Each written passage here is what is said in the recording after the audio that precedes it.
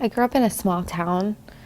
I had a sister, and my mom and my sister and I lived with my grandparents growing up, and I played sports.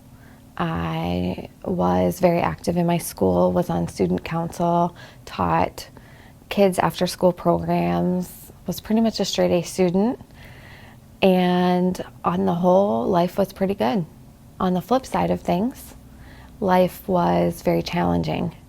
Our house had a very open door policy, and so we had all kinds of different people living with us. We had my uncle living in our basement who was a drug addict, and we never really knew who was going to be at our house when we got home at night.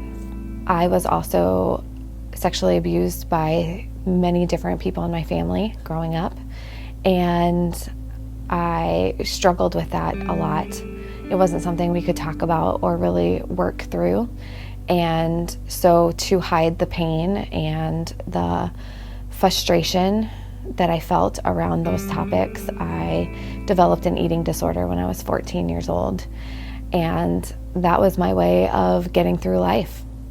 When I was 16 years old, I met one of my friend's brothers, and he was significantly older than I was, and I thought he was cute, and was nervous to talk to him. But after a few weeks of being around him, he started talking to me more.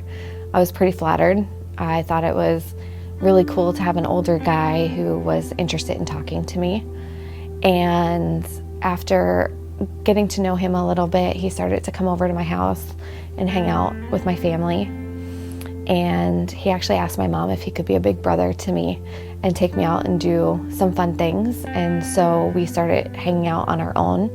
He taught me to drive, and we would go and get pizza, which is something that we didn't have the money for growing up. As that progressed, he took me out one day, and we went to this really pretty spot near the small town that I lived in. And it was a place where you could look out and see the lights over this town. And that night he told me how much he really loved me, and that he wanted to date me, but that he was so much older than I am that people would probably not be very happy about that. And so we would have to keep it a secret. After that, things started to change for me. Instead of going out and doing all these fun things, now I was being forced to go out and do what he wanted to do. And instead of me going and shopping and picking out clothes that I liked, he would force me to wear clothing that he knew my mom would be upset with, that the people around me would be upset with. And it created a lot of arguments in my home. He made it very clear to me that if he was going to be in my life, that I had to do exactly what he wanted me to do when he wanted me to do it. I skipped school, and I thought that we were just going to hang out and watch movies and go shopping and do all these fun things. And that was the day he took me to a hotel and he raped me. As things progressed, I became more and more depressed. My anorexia became worse. It got so bad that I did try to commit suicide at least twice. And on the second attempt, my mom caught wind that something was not right. And she was really concerned about me at that point and wanted to have me committed to the psychiatric ward for 24-hour observation. A few months earlier, I had introduced my dad to my boyfriend. I had only known my dad for brief amounts of time throughout my childhood. So they had some connection with each other, and my boyfriend had called my dad and arranged for me to go live with him. My boyfriend picked me up from the psychiatric 24-hour observation that day and took me to my dad's house. When we got to his trailer, we walked in and they took me to the back bedroom where my dad and my boyfriend raped me.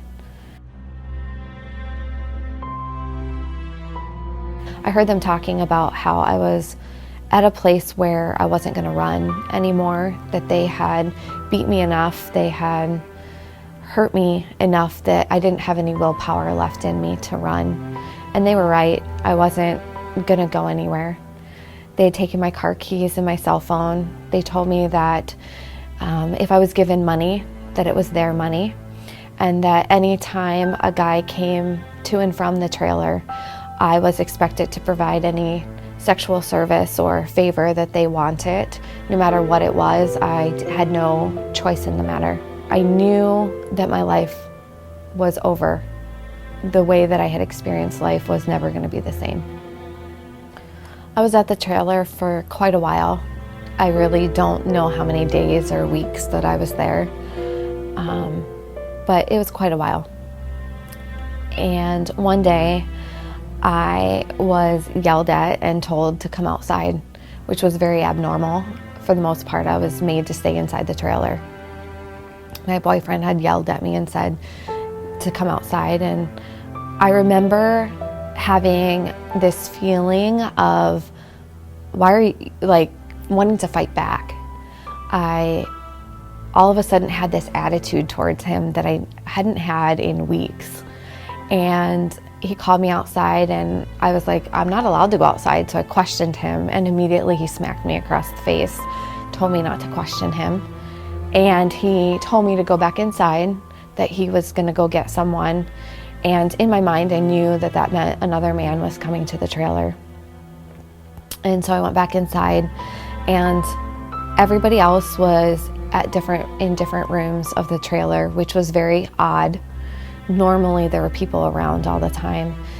My dad was in the back room with someone, and my boyfriend had just left, and sitting on the table were my car keys and my phone. And it was as if I heard a voice as clear as day tell me to run, to go now. And so I grabbed my car keys and my cell phone and I ran.